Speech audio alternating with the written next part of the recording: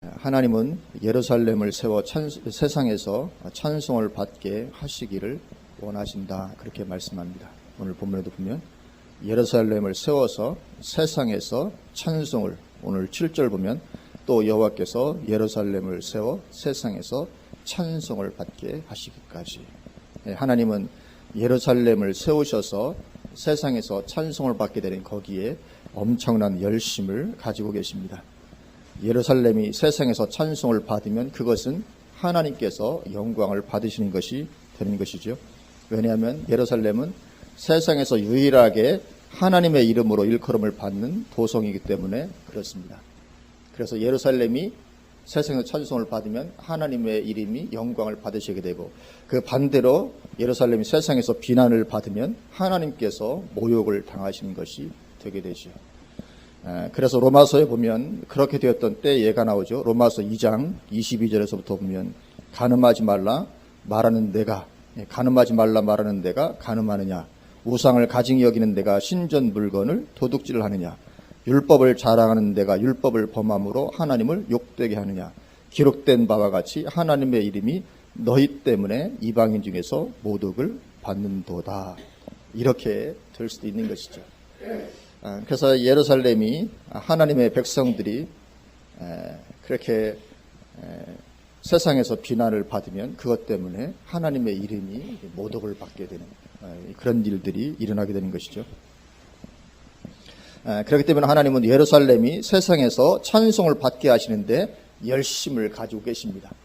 하나님이 찬송을 받는 건 물론이지만 하나님이 찬송받기 위해서는 예루살렘이, 하나님의 도성이 세상에서 찬송을 받아야 하나님의 이름이 높임을 받기 때문에, 그래서 세상에서 예루살렘이 찬송을 받게 하시는데 관심을, 그 열심을 가지고 계시죠. 교회가 세상에서 찬송을 받게 하시는데 열심을 가지고 계신 것입니다. 쉽게 말하면 우리 그리스도인들이 세상에서 찬송을 받게 하시는데 하나님은 열심을 가지고 계십니다. 우리가 세상에서 찬송받아야 될 줄로 믿습니다. 우리가 세상에서 비난받은 것이 아니고 우리 그리스도인들은, 교회는 세상으로부터 찬송을 받아야 되죠. 왜냐하면 세상에서 하나님을 드러내는 것은 교회밖에 없기 때문에 그렇습니다. 오직 유일하게 교회만이 세상에서 하나님을 드러낼 수 있기 때문에 그렇습니다. 세상은 교회를 통해 비춰지는 하나님의 모습을 볼 수밖에 없습니다. 그렇기 때문에 교회가, 우리 그리스도인 하나하나가 얼마나 중요한지 모르는 것이죠. 그래서 우리는 하나님의 영광을 위해서 우리의 모든 것을 다 해야 될 줄로 믿습니다. 우리 모든 것을 다 하는 것입니다. 우리의 살아가는 우리 삶의 본분이 하나님의 영광이죠. 고린도후서 5장 15절 보면 그가 모든 사람을 대신하여 죽으심은 살아있는 자들로 하여금 다시는 그들 자신을 위하여 살지 않고 그들을 대신하여 죽었다가 다시 살아나신 이를 위하여 살게 하려 함이라. 그런데 우리는 이 말씀을 늘 잊어버리죠. 항상 잊어버립니다. 우리 그리스도는 나를 위해서, 다시는 나를 위해서 살아가는 그런 존재가 아니다는 것을 우리는 자꾸 잊어버리고, 하나님을 위해서 살기보다는 나를 위해서 살게 되는 우리의 연약함이 있죠. 또 고린도서 10장 31절에도 그런즉 너희가 먹든지 마시든지 무엇을 하든지 다 하나님의 영광을 위하여 하라. 그래서 우리는 하나님의 영광이, 하나님께 영광이 된다면 마시고, 영광이 안 된다면 안 마시고, 하나님께 영광이 되면 먹고, 영광이 안 되면 먹고, 하여튼 이런 어떤 그런 삶의 자세가 반드시 우리에게 필요한 것이죠. 왜냐하면 우리를 통해서 하나님께서 영광을 받으셔야 되기 때문에 그렇죠. 그렇기 때문에 우리는 하나님께서 교회를 세워서 세상에서 찬송을 받게 하시도록 우리의 모든 것을 다 해야 될 줄로 믿습니다. 오늘 7절 말씀처럼 교회가, 7절 예루살렘은 교회를 말하는 거죠. 지금으로는 교회가 세상에서 찬송을 받도록 그렇게 교회가 세워지는 그 일을 위해서 우리는 우리의 모든 것을 다 해야 될 줄로 믿습니다. 왜냐하면 하나님의 영광이 거기에 달려있는 것이기 때문에 그렇죠. 그것이 바로, 그렇게 하는 것이 바로 하나님의 나라와 의를 구하는 것입니다. 그러면 하나님께서 모든 것을 더해주시는 삶도 누릴 수 있게 될 줄로 믿습니다. 마태복음 6장 31절에 그러므로 염려하여 이르기를 무엇을 먹을까 무엇을 마실까 무엇을 입을까 하지 말라. 이는 다 이방인들이 구하는 것이라. 너희 하늘 아버지께서 이 모든 것이 너희에게 있어야 할 줄을 아시느니라. 그런즉 너희는 먼저 그의 나라와 그의 의를 구하라. 그리하면 이 모든 것을 너희에게 더하시리라. 아멘. 이것이 정상적인 그리스도인의 삶의 양식이죠. 하나님의 나라와 의를 구함으로 하나님께서 모든 걸 더하여 주시는, 이것이 그리스도인의 정상적인 삶의 양식입니다. 그래서 우리가 하나님의 나라와 의를 구하는 데 초점을 두면 하나님께서는 우리의 삶을 책임져 주실 줄로 믿습니다. 하나님의 은혜와 축복의 통로가 활짝 열리게 될 줄로 믿습니다. 하나님은 그렇게 교회를 세우시는데 열심을 가지고 계십니다. 그런데 하나님께서 그렇게 교회를 세우시기를 원하셔도 인간 편에서의 호응이 없으면 그 일은 이루어지지 않습니다. 하나님이 아무리 전능하셔도 인간이 거기에 호응하지 않으면 교회는 세워질 수가 없습니다. 하나님은 어느 시대나 교회를 세우시기 위한 열심에는 변함이 없습니다. 그러나 인간 편에서의 호응이 오르락내리락 하기 때문에 교회는 항상 오르락내리락 할 수밖에 없는 것이죠. 그래서 하나님께서 그렇게 교회를 회복시키시고 세우시도록 우리가 호응을 해야 되는데, 그 호응의 아주 중요한 것, 그것을 위해서 기도하는 것이다, 그렇게 말씀합니다. 오늘 6절 7절을 보면, 오늘 본 6절에 예루살렘이여 내가 너의 성벽 위에 파수꾼을 세우고, 하나님 파수꾼을 세우십니다. 그들로 하여금 주야로 계속 잠잠하지 않게 하였느니라. 밤낮 없이 계속 기도하는 일들이 있어야 된다는 거죠. 너희 여호와로 기억하시게 하는 자들아 너희는 쉬지 말며, 또 여호와께서 예루살렘을 세워 세상에서 찬송을 받게 하시기까지 그로 쉬지 못하시게 하라. 그러니까 하나님으로 하여금 쉬지 못하시고 일하셔서 결국은 예루살렘을 그렇게 세우도록 하기 위해서는 기도가 필수적이라는 거죠. 반드시 이런 기도가 덜 올려져야 하나님께서 쉬지 아니하시고 일하시고 결국은 예루살렘이, 교회가 세워져서 세상에서 찬송을 받게 될 수 있다, 그렇게 말씀하십니다. 그래서 하나님께서 예루살렘을 세워 세상에서 찬송을 받게 하시는 데에는 이 파수꾼들의 기도가 절대적이다, 그렇게 말씀하죠. 절대적입니다. 이 파수꾼들의 이러한 기도가 없으면 아무리 하나님 전능하다 할지라도 교회를 회복시키시고 세우실 수는 없다는 거죠. 그래서 이런 파수꾼의 위치에 서는 사람이 필요한 것이죠. 진정한 하나님의 종인 줄로 믿습니다. 이런 사람들이 진정한 하나님의 종이죠.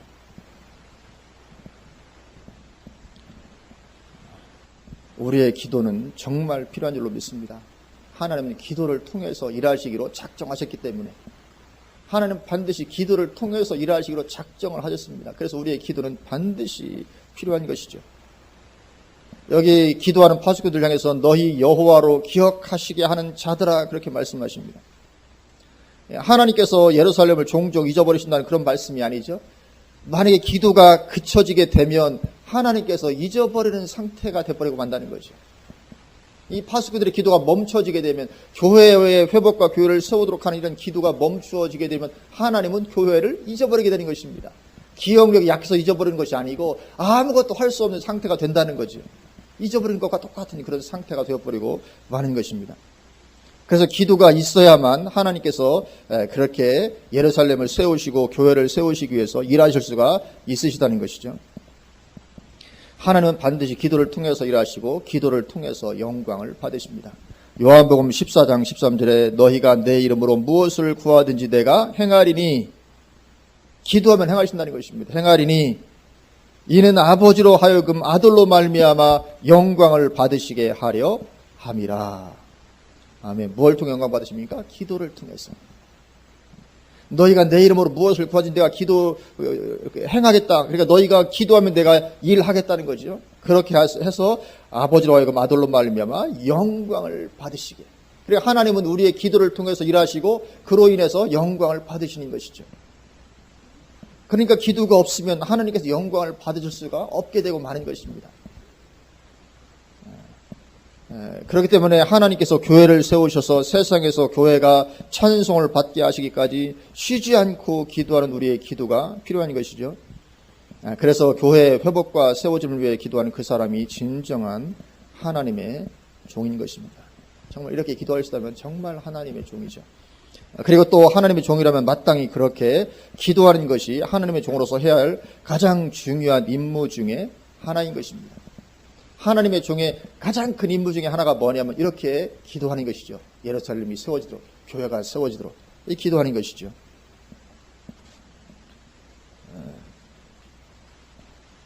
교회가 반드시 세워져야 됩니다. 교회가 그렇게 세워지고 회복되어야 내 개인의 삶에도 하나님의 은혜와 축복의 문이 열려지게 된다는 것을 우리는 기억해야 됩니다. 교회는 우리의 삶의 축복의 통로인 것입니다. 그래서 학개 선지자가 이렇게 외쳤죠. 학개서 1장 3절 9절에 보면 여호와의 말씀이 선지자 학개에게 임하여 이르시되 이 성전이 황폐하였거늘 너희가 이때에 판벽한 집에 거주하는 것이 옳으냐. 이 성전이 황폐했습니다. 왜 황폐했습니까? 바벨론이 다 회파했습니다. 바벨론 다 회파해서 황폐되었습니다. 포로로 붙잡혀갔습니다. 하나님의 은혜로 포로에서 돌아왔습니다. 그런데 이스라엘 백성들이 성전을 세울 시도를 하지 않고 그냥 가만히 있는 것이죠. 여기 너희가 이 성전이 황폐할거늘 너희가 이때 판벽한 집, 이 판벽한 집은 아주 잘 지어진 그런 집을 뜻합니다.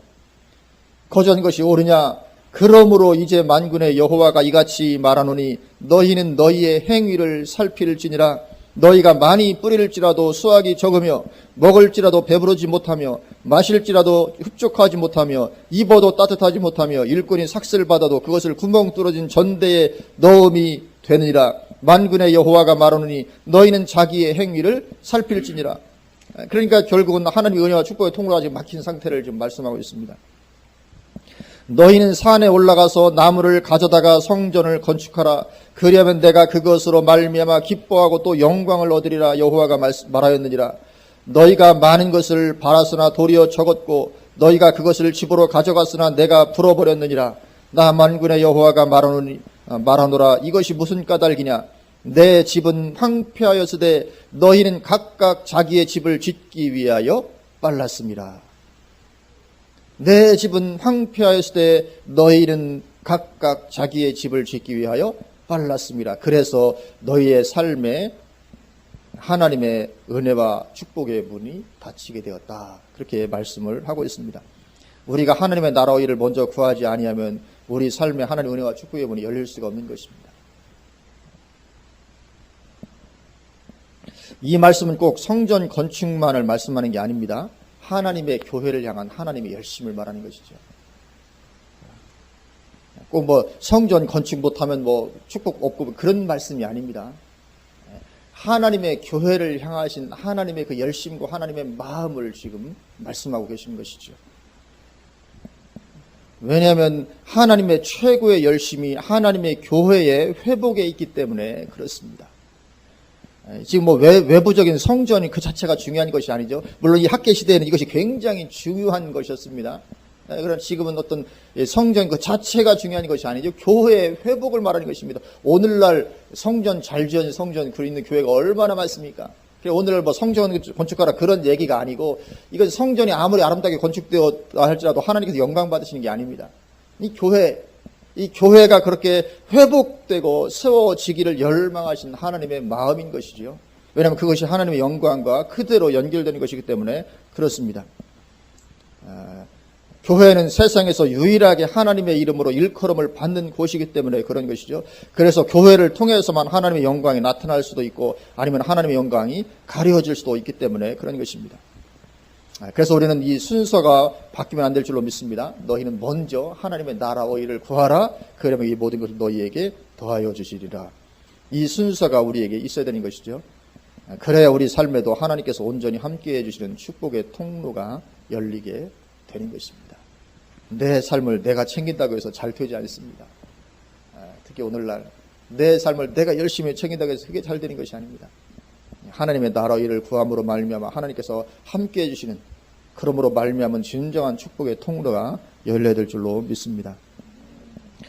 그래서 그렇게 우리의 기도가 필요하다는 거죠.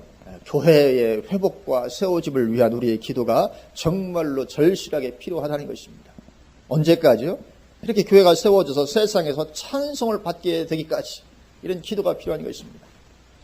그래서 우리가 그렇게 기도하면 이제 하나님께서 일하심으로 말미암아 교회가 회복되고 세워지게 됩니다. 이거 우리 교회도 마찬가지로 믿습니다. 우리 교회도 우리가 기도하면 하나님께서 일하실 것이고 그러면 교회는 세워진 것인 줄로 믿습니다. 사실은 교회가 세워진 것은 외부적인 어떤 건물의 형편하고는 전혀 상관없습니다. 많은 사람들이 몰려오는 것하고는 상관이 있을 수 있지요. 교회의 어떤 외부적인 건물의 형태가. 그러나 진정한 하나님의 교회가 되고 하나님의 일하심이 있고 하나님의 임재가 있고 하나님의 역사가 있는 그것은 어떤 교회 건물하고는 전혀 관계없습니다. 우리가 기도하면 얼마든지 우리 교회도 놀랍게 회복되어지고 세워지는 것이 가능할 줄로 믿습니다. 그래서 그렇게 우리가 기도함으로 교회가 회복되고 세워지게 되면 그 교회는 이제 음부의 권세가 이기지 못하는 그런 교회가 되게 되는 것이죠. 교회라고 해서 항상 음부의 권세가 이기지 못하는 게 아닙니다. 마태복음 16장 15절에서 18절에 이르시되 너희는 나를 누구라 하느냐 시몬 베드로가 대답하여 이르되 주는 그리스도시요 살아계신 하나님의 아들이시니이다. 예수께서 대답하여 이르시되 바요나 시몬아 내가 복이 있도다. 이를 내게 알게 하니는 혈육이 아니요 하늘에 계신 내 아버지시니라.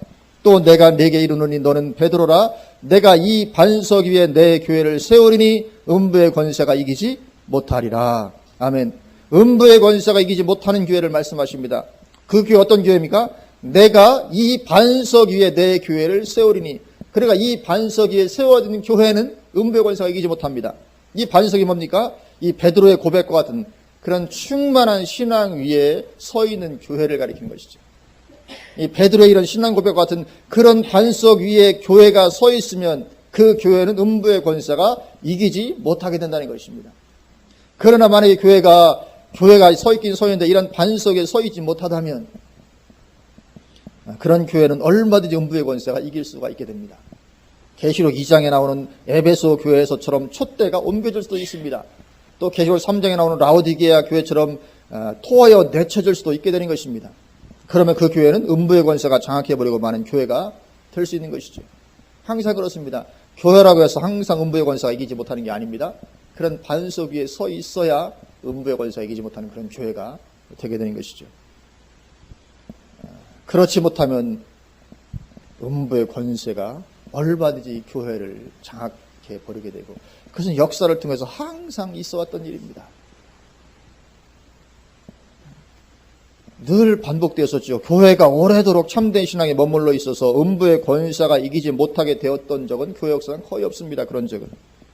잠시의 기간이 지나면 늘 교회는 참된 신앙 위에 머물러 있지를 못했고 이 반석 위에 서 있지를 못했고 그러면 음부의 권세가 교회를 장악해버리곤 했던 일이 늘 반복되어 왔습니다. 그래서 중세교회가 그렇게 음부의 권세 아래 완전히 장악을 당해서 지금도 천주교로 남아있는 것이죠.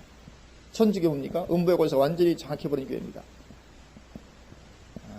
그럴 뿐만 아니라 오히려 음부의 권세에 의해 쓰임받아서 참된 교회를 죽이는 역할을 해왔고 지금도 하고 있고 앞으로는 더 심각하게 하게 될 것입니다. 그러면서도 그것을 자신들은 알지 못하는 그런 가운데 있습니다. 그래서 마침내는 계시록에 나오는 음녀의 자리를 차지하는 데까지 나아가게 되고 마는 것이죠. 음부의 권세가 교회를 이기지 못해야 되는 게 정상인데 오히려 음부의 권세에 장악당했을 뿐만 아니라 이제는 음부의 권세에 의해서 쓰임받아서 참된 교회를 죽이는 그런 음녀의 자리에 들어가는 그런 지경까지 처하게 되고 만다는 거죠.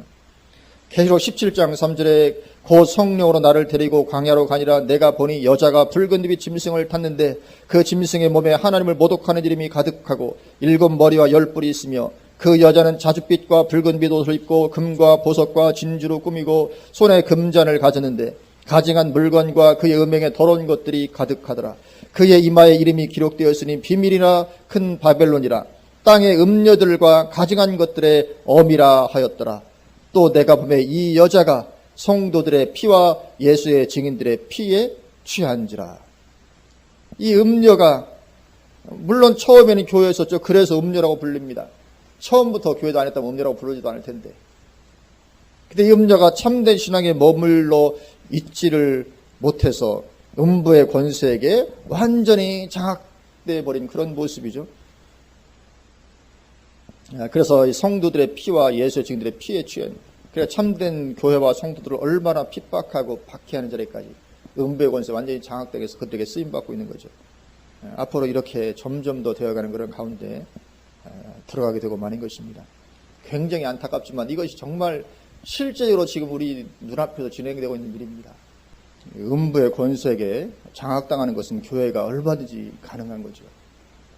그래서 기도하는 파수꾼의 자리에 있는 하나님의 종들이 필요한 것입니다.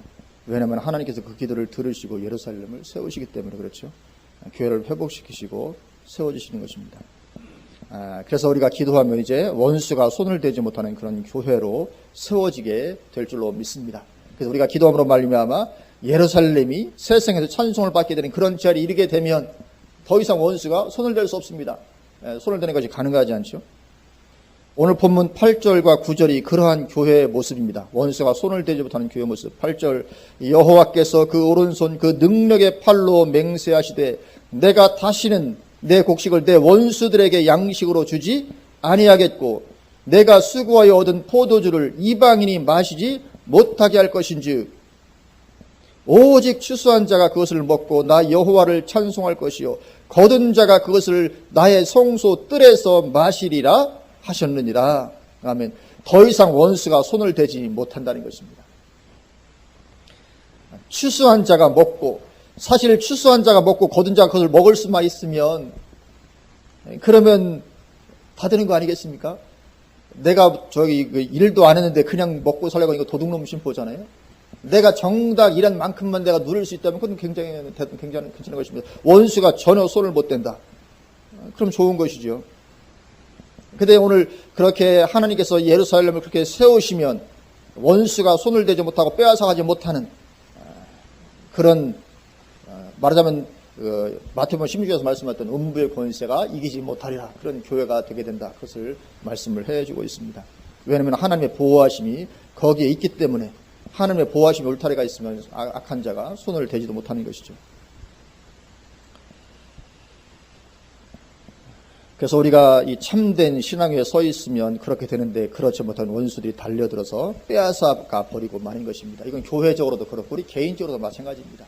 개인적으로 참된 신앙이 반석에 있는 신앙이 있으면 원수가 손도 못 대는데 그렇지 못하면 당장 원수가 달려들어서 다 빼앗아가는 것이죠. 누구처럼요? 구약 이스라엘 백성들처럼 또 아버지를 떠나갔던 탕자의 모습으로 그런 것이죠. 다 빼앗아버리고 마는 것입니다. 탕자의 비유 누가복음 15장 13절부터 보면 그 며칠이 안 되어 둘째 아들이 재물을 다 모아가지고 먼 나라에 가 거기서 허랑방탕하여 그 재산을 낭비하더니 다 없앤 후 그 나라에 크게 흉년이 들어 그가 비로소 궁핍한지라 가서 그 나라 백성 중 한 사람에게 붙여 사니 그가 그를 들로 보내어 돼지를 치게 하였는데 그가 돼지 먹는 쥐염 열매로 배를 채우고자 하되 주는 자가 없는지라. 얼마나 비참하게 됐습니까? 부잣집 아들이 유산 나눠가지고 다 허랑방탕 살다가 나중에는 돼지가 먹는 쥐염 열매, 아마 이 쥐염 열매 저는 먹어본 적은 없지만 맛이 되게 없을 것 같아요. 그러니까 사람이 안 먹고 돼지를 주죠. 너무너무 맛이 없는, 어쩌면 우리 도토리 먹으라고 못 먹잖아요. 너무 떫어서. 그럴지도 모르겠습니다. 돼지는 먹는 것인데 그거라도 너무 배고프니까 먹으려고 하지만 아무도 주는 자가 없습니다. 이에 스스로 돌이켜 이르되 내 아버지에게는 양식이 풍족한 품꾼이 얼마나 많은가 나는 여기서 추려 죽는구나. 이렇게 비참하게 다 빼앗겨버리고 마는 것이죠. 아버지는 부자입니다. 풍족한 품꾼이 많은 그런 부자입니다. 그러나 나는 줄여서 죽을 지경인 것이죠. 말하자면 하늘에 계신 우리 아버지는 정말 전능하시고 풍족하신 하나님이십니다. 그러나 하나님의 자녀인 나는 비참하게 줄여 죽을 정도 되는 이런 빼앗겨버린 이런 처지에 처하게 되는 것이죠. 이것이 우리 그리스도인들이 우리 교회가 참된 신앙의 자리 가운데 있지 못할 때 늘상 벌어지는 일입니다. 그래서 하나님은 교회가 온전히 회복되고 세워질 때까지 쉬실 마음이 없으시다 그렇게 말씀하죠. 오늘 보면 하나님 정말 쉬고 싶지 않으십니다. 교회를 세울 때까지.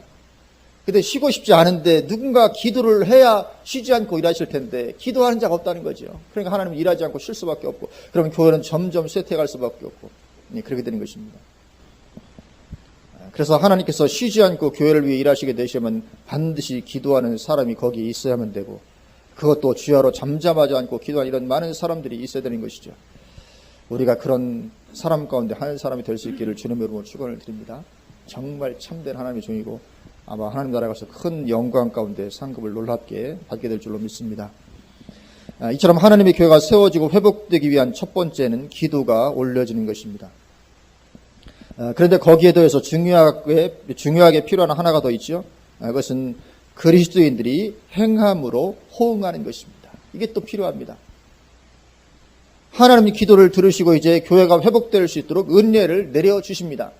하나님이 교회를 막 회복시키는 것이 아니고 회복될 수 있도록 은혜를 부어주십니다. 우리가 기도를 하면 하나님 교회가 회복될 수 있도록 은혜를 부어주십니다. 그러면 그리스도인들이 거기에 호응해서 움직여야 하는 거죠. 예를 들면 하나님께서 기도를 들으시고 이스라엘 백성을 향해서 은혜를 베풀어 주셔서 바벨론이 망하도록 하십니다. 바벨론이 망했습니다.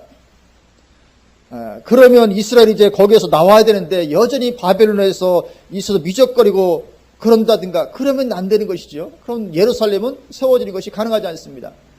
하나님 은혜를 베풀어 주셔서 바벨론을 망하게 하셨으면 이제 거기에서 나와서 예루살렘 돌아가서 예루살렘을 세워야 이제 예루살렘이 서는 것인데 여전히 거기서 미적거리고 있습니다. 하나님은 부어졌지만 그러면 아무 일도 될 수 없는 것이죠. 아니면 돌아와서도 이제 은혜 가운데 돌아왔습니다. 돌아와서도 우리가 좀 전에 학개서를 통해서 보았듯이 그냥 또 거기에서 별 관심 없이 짓는다든가 하면 예루살렘은 세워질 수가 없는 거죠. 우리의 호응이 필요한 것입니다. 우리의 기도로 말미암아 하나님의 은혜가 부어지면 그 은혜 가운데 우리가 뭔가를 반응을 보이고 행해야 하는 것이 있어야 되는 것이죠. 그래야 이제 세워지게 되는 것입니다. 그래서 하나님께서 은혜를 베풀어 주셔서 그 땅에 그리스도를 보내주셔도 거부하면 결국 예루살렘은 세움을 받지 못하게 되는 것이죠. 이스라엘이 그랬잖아요. 얼마나 큰 은혜입니까? 온 땅을 회복시키기 위해서는 하나님의 아들이 오셨는데 거부하니까 은혜는 부어졌지만 그 은혜가 그곳에 머물지를 못하고 결국은 이방으로 옮겨갈 수밖에 없게 되고 마는 것이죠. 그러면 결국 이제 예루살렘은 세움을 받지 못하게 되는 것입니다. 그래서 하나님은 첫째로는 기도할 자들을 세우시고 두 번째로는 말씀을 통해 행동을 촉구하도록 외칠 사람을 세우시는 것입니다. 그 두 가지가 다 필요하죠. 기도하는 사람이 필요하고 말씀으로 행동을 촉구하도록 외치는 이런 일들이 이런 사람이 필요한 것입니다. 그래서 그런 사람을 세우십니다. 그것이 10절입니다. 10절에 성문으로 나아가라 나아가라 백성이 올 길을 닦으라 큰 길을 수축하라 돌을 제하라 만민을 위하여 기치를 들라. 여기 성문으로 나아가라 누구에게 하시는 말씀입니까? 6절에서처럼 하나님의 종들에게 하시는 말씀이죠. 나아가서 무엇을 하라고요? 백성이 올 길을 닦고 수축하라는 것입니다. 그래야 백성들이 예루살렘에 이를 수가 있기 때문이죠. 길을 닦고 수축해서 백성들이 예루살렘에 이를 수 있도록 길을 닦으라. 그런데 이 길을 닦는 이 일은 실제 그렇게 도로를 다시 깔고 수축하라는 그 말씀이 아닌 것이지요. 이 말씀은 침례 요한의 사역과 같은 그 사역, 영적인 것을 말씀하는 것입니다. 그래서 누가복음 3장 3절에 보면 요한이 요단강 부근 각처에 와서 죄사함을 받게 하는 회개의 침례를 전파하니 선지자 이사야의 책에 쓴 바, 오늘 우리가 본 이사야 이 말씀이죠. 선지자 이사야의 책에 쓴 바 광야에서 외치는 자의 소리가 있어 이르되 너희는 주의 길을 준비하라. 그의 오실 길을 곧게 하라. 모든 골짜기가 메워지고 모든 산과 작은 산이 낮아지고 굽은 것이 곧아지고 험한 길이 평탄해질 것이요 모든 육체가 하나님의 구원하심을 보리라 함과 같으니라. 아멘. 그래서 이사야 책에 기록된 것처럼 그 일을 요한이 했다는 것이죠. 그럼 요한이 나가서 삽 들고 가서 길을 닦고 그런 일을 했습니까? 그렇지 않습니다. 이게 영적인 거라는 거죠. 요한이 한 게 뭐였습니까? 회개를 전파한 것이죠. 회개하라 천국이 가까이 왔느니라. 그러니까 이사야서에서 그렇게 굽은 것이 곧아지고 험한 길이 평탄하여지리라 이렇게 예언됐던 것은 그것이 실상은 그것이 회개의 침례였다는 거죠. 백성들의 마음에 변화했다는 것입니다. 사람들의 마음이 그렇게 변화되어야 하는 것이고 그래서 침례 요한은 그 일을 말씀을 외침으로 그 일을 감당했던 것입니다. 회개하라 천국이 가까이 왔느니라. 말씀을 외침으로 사람들의 마음이 변화되게 만들고 그 변화된 마음을 마음이 변화되면 행동은 자동적으로 따라오게 되어 있는 것이죠. 변화된 마음을 따라서 이제 행동을 취하게 되고 그래서 교회 회복의 길을 닦는 데는 이처럼 말씀의 선포가 필요한 것이죠. 그래야 하나님의 백성들의 마음이 변화되어지고 교회가 세워질 수 있도록 되는 것이기 때문에 그렇습니다. 그래서 말씀의 선포가 필요한데 그것도 회개의 말씀의 선포가 필요한 것이죠. 왜냐하면 항상 신앙이 늘 빗나가는 가운데 있으니까요. 요한도 다른 거 전할 게 없습니다. 회개하라. 참된 신앙으로 돌이켜라 거죠. 참된 자리가로 나와라. 신앙의 자리로. 그래서 참된 신앙의 길이 무엇인지 보여주고 그러면서 이제 회개하고 그 길로 나아가도록 외치는 것이 필요한 것이죠. 그래서 마지막 때에도 예루살렘이 세워져야 되죠. 궁극적인 예루살렘, 새 예루살렘 성에 들어갈 수 있어야 되는데 그렇게 되도록 하기 위해서 교회가 당연히 회복이 되어야 되는데 그 일도 두 증인이 작은 두루마리를 먹고 회개의 말씀을 외침으로 이루어지게 되죠. 우리 계시록 10장, 11장을 보면 마지막 때 두 증인들이 그렇게 침례 요한과 같이 외치게 되죠. 회개를 외치게 됩니다. 굵은 베옷을 입고. 그래서 말씀을 가지고 사역을 하는 것이죠. 왜냐하면 말씀이 우리를 회개케 하고 깨끗게 하기 때문에 그렇습니다. 하나님의 말씀이 우리를 회개의 자리로, 참된 신앙의 자리로 우리를 인도하는 줄로 믿습니다. 시편 119편 9절에서 12절에 보면 청년이 무엇으로 그의 행실을 깨끗하게 하리이까 주의 말씀만 지키를 따름이니이다. 내가 전심으로 주를 찾았사오니 주의 계명에서 떠나지 말게 하소서. 내가 주께 범죄하지 아니하려 하여 주의 말씀을 내 마음에 두었나이다. 그러니까 내가 범죄하지 않고 하나님께 범죄하지 않고 참된 삶을 살기 위해서 하나님의 말씀을 내 마음에 두었다. 마음에 말씀이 있으면 당연히 말씀 따라 살게 되는 거예요. 참된 길을. 찬송을 받으실 주 여호와여 주의 율례들을 내게 가르치소서. 그렇게 주님 저에게 하나님의 말씀들을 가르쳐 주셔서 제가 그 말씀들을 내 마음에 담게 하시고 그래서 그 말씀의 지배를 받으며 살아가게 하옵소서. 그렇게 기도했던 것이죠. 이처럼 하나님의 말씀이 온전하게 우리에게 들려지고 가르쳐질 때 우리의 행실이 깨끗하게 되어질 수 있는 줄로 믿습니다. 마음의 변화를 받아서 이것이 우리의 삶을 참된 하나님 앞에서의 길로 행할 수 있도록 인도하는 것이죠. 그래서 결국 교회와 신앙의 회복을 위한 영원토록 가치 있는 것은 항상 기본입니다. 말씀과 기도 두 가지죠. 오늘 본문에서 그것을 가르쳐 줍니다. 그래서 이 말씀과 기도 이것보다 더 가치 있는 것은 없습니다. 오늘 본문에서 말씀한 것처럼. 그래서 우리가 말씀과 기도에 창념한다면 사실 다른 신앙의 도구들은 별 필요가 없습니다. 여기저기 쫓아다닐 필요도 없습니다. 이 셈이나 저 셈이나 다닐 이유도 없고 이 집회 저 집회 찾아다닐 이유도 없습니다. 뭐만 하면요. 말씀과 기도에 창념하면 이 가장 안전한 길입니다. 요즘에 여기저기 다녀서 참된 말씀 듣기가 쉽지 않습니다. 마지막 때이기 때문에 참된 말씀 듣는 게 얼마나 어려운지 모릅니다. 그래서 차라리 이 말씀과 기도에 창념하는 것이 훨씬 더 좋은 줄로 믿습니다. 말씀과 기도. 거기에 모든 것이 거기에 다 있는 줄로 믿습니다. 그래서 심지어는 사도 요한이 말했던 것처럼 너희에겐 주님의 기름 부음이 있기 때문에 아무도 너희를 가르칠 필요가 없다. 이 정도로 말씀하잖아요. 성경이. 그래서 우리가 말씀과 기도에 창념하면 놀라운 하나님의 은혜로 우리가 신앙이 참된 신앙으로 세워질 수 있게 될 줄로 믿습니다. 사실은 이제 그 집회 가서 임파테이션을 받으려고 하잖아요. 그게 왜 그렇습니까?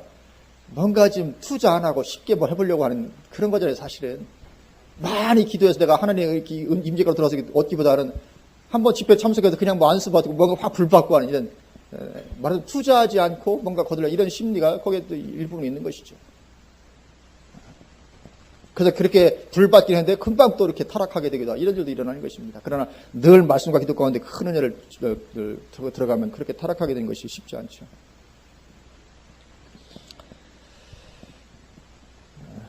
그렇게 이제 말씀, 기도로 말미암아 하나님의 은혜가 부어지고 말씀이 선포되고 이제 마음이 변화되어지고 뭔가 이렇게 새로워지고 교회가 이렇게 회복되기 시작하죠. 그렇게 준비되면 이제 그곳에 하나님이 임해 주신 역사가 있는 것이죠. 이게 이제 바로 하나님의 임재, 하나님 운행하심이 이제 그 공동체 가운데 우리 개인의 삶 가운데 임하게 되는 것이죠.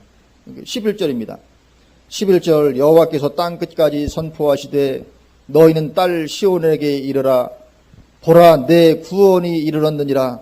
보라 상급이 그에게 있고 보응이 그 앞에 있느니라 하셨느니라. 우리 성경에 쓴 적이 중간에 보라 내 구원이 이르렀느니라 이렇게 번역을 하고 있는데 여기 구원은 구원자를 가리킵니다. 그래서 쭉 보면 보라 상급이 그가 누굽니까? 구원이 아니라 사람을 말하는 거잖아요. 그렇죠? 구원자. 그러니까 보라 상급이 그 구원자에 있고 보응이 구원자 앞에. 그러니까 이 구원이 구원자 이렇게 번역하는 것이 옳습니다. 그래서 영어 성경 NIV 성경에서도 구원자로 번역을 하고 있습니다. 보라 내 구원자가 오신다. 그분께 상급이 있고 그분께 보응이 있다. 왜냐하면 주님께는 항상 상급과 보응이 있습니다. 주님은 상을 베푸시든지 보응을 하시든지 항상 그렇습니다. 상급도 주님께 있고 보응도 주님께 있습니다. 그렇게 하나님께서 교회 가운데 임해 주시는 것이지요. 이게 하나님께서 이제 오시는 것입니다. 교회 가운데로. 그러면 세상은 교회를 통해서 하나님을 보게 되는 것이죠. 그 모습이 12절입니다. 12절 사람들이 너를 일컬어 이제 사람들이 보고 알고 이제 일컬게 되는 거죠. 너는 거룩한 백성이구나. 이제 하는 사람들이 교회를 통해서 운행하신 하나님의 은혜를 보고 교회를 보면서 이제 인정하게 되는 것입니다. 하나님을 보게 되는 거죠. 사람들이 너를 일컬어 거룩한 백성이라 여호와께서 구속하신 자라 하겠고 또 너를 일컬어 찾은 받은 자요 버림받지 아니한 성읍이라 하리라. 그렇게 사람들이 교회를 통해서 이제 하나님의 영광을 보게 되는 것입니다.